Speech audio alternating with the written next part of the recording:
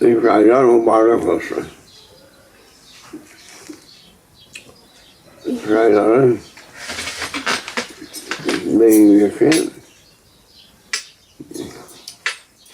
Eyyam-ı Şerhullah'tır.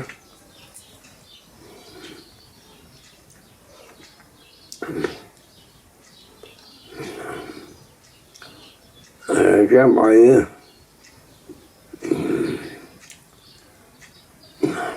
seyir-i sülûk için, yani tarikat ehlinin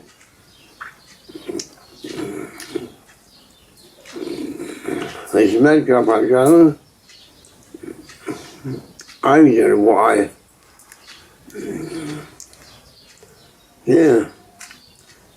Meşayih-i kiram tarikatların ulu şeyhlerinin talimatıdır. Ta Aleyhisselatü Vesselam Efendimiz'den itibaren geliyor talimat.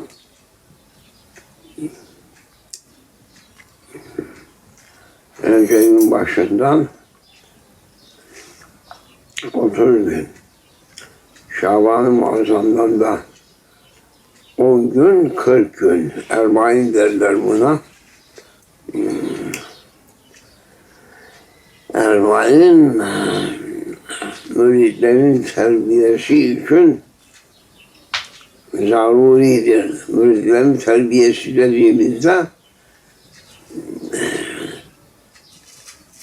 nefislerinin kontrol altına alınması, yani zat-ı rapta alınması, nefsine hükmedebilecek kuvvet menbaı açılır. Bu çiledir.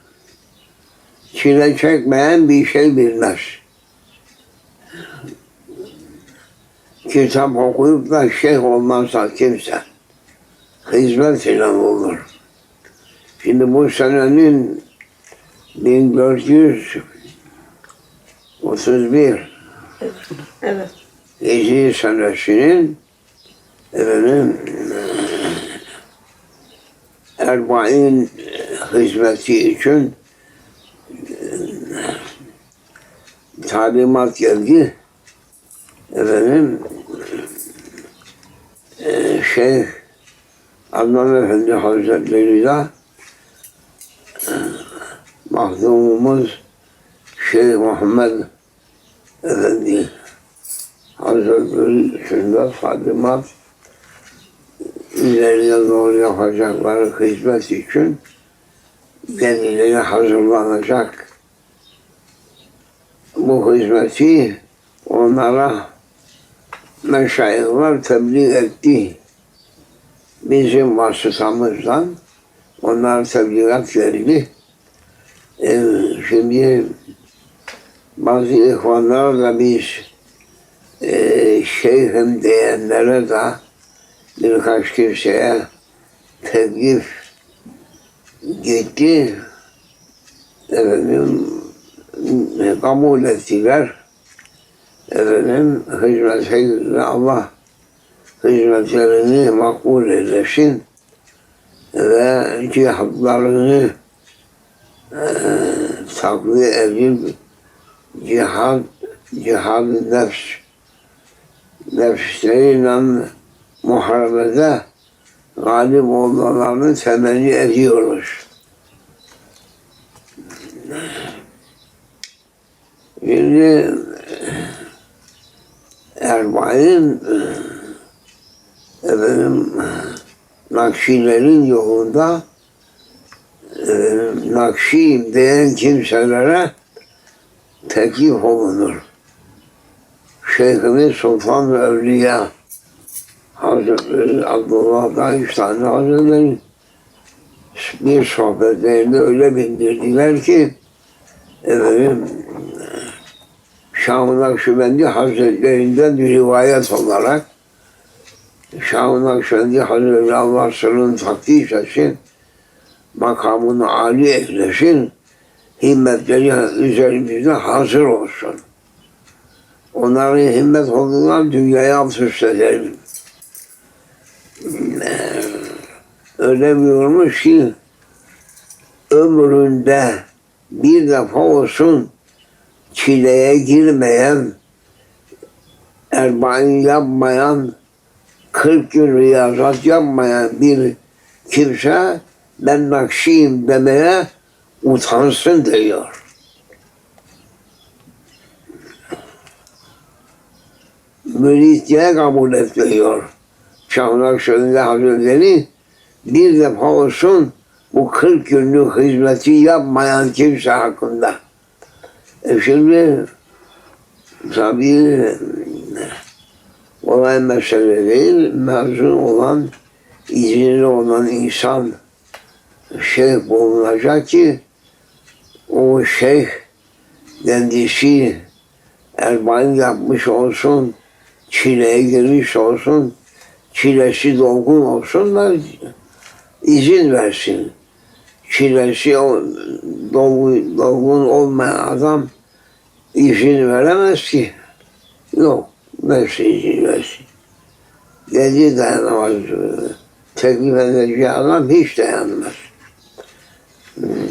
Şimdi bu 1431 sene-i Hicriyesinin Recep-i Şehrullah'ın halveti ve çilesi için bize izin verildi. Birkaç kimselere onu biz bildirdik. Şeyh Adnan Efendi Hazretleri bu işte imamdır. O yapar, izin verir. Bizim de izin oldu. Mahdumumuz da Şeyh Mehmet Efendi Hazretleri o da hizmete girdi. Onlar sabıkan yaptıkları için kuvvetleri yerindedir. Şimdi dağı devirir onların himmeti. Allah'ın hikmetiyle. Şimdi yeni giren bazı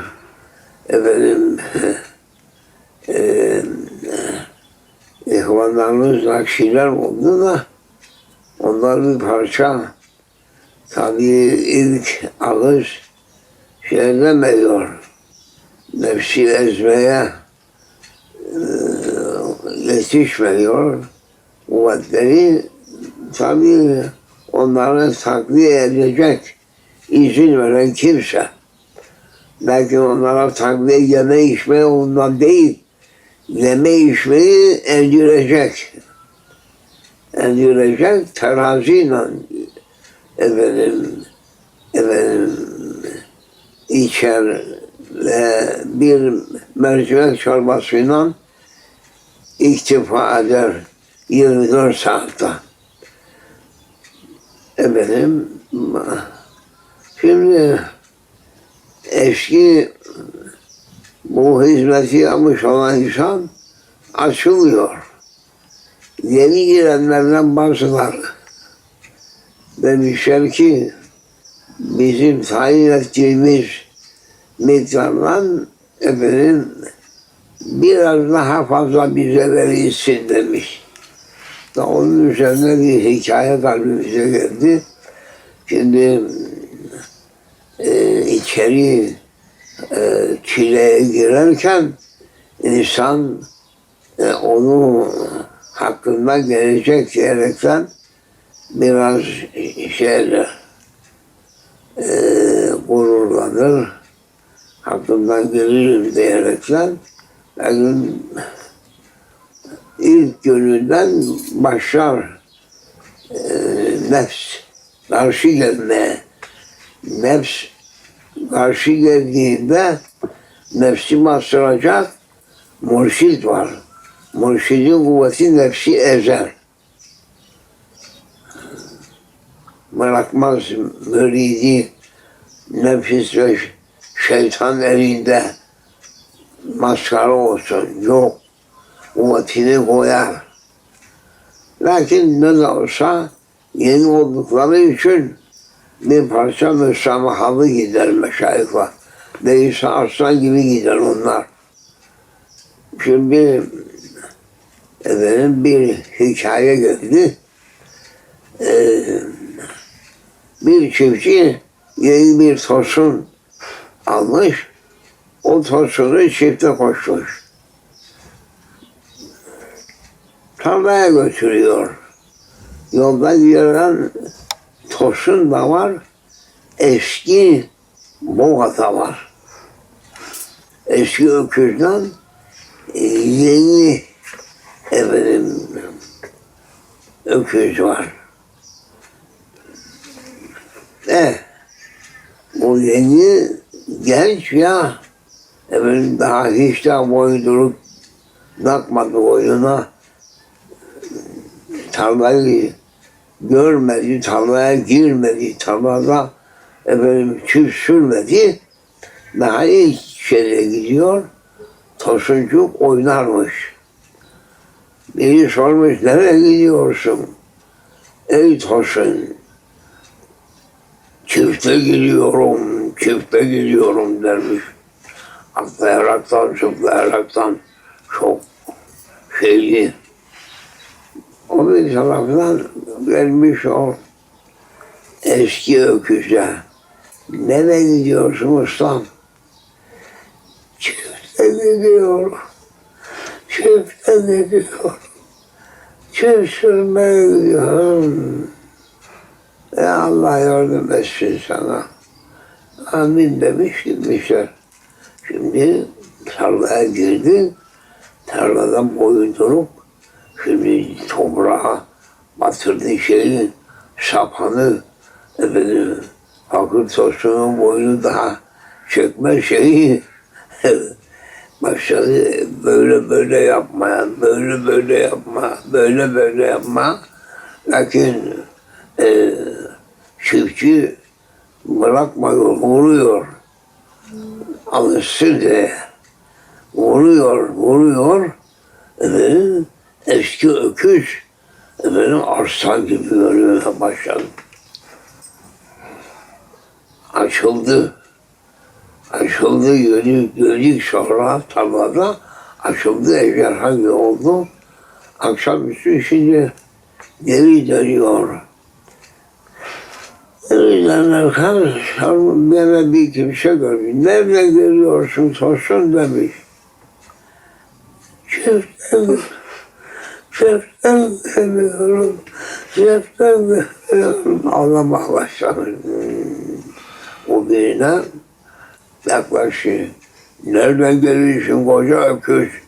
Çiftten görüyorum diye hoplarmış o. Şimdi ne?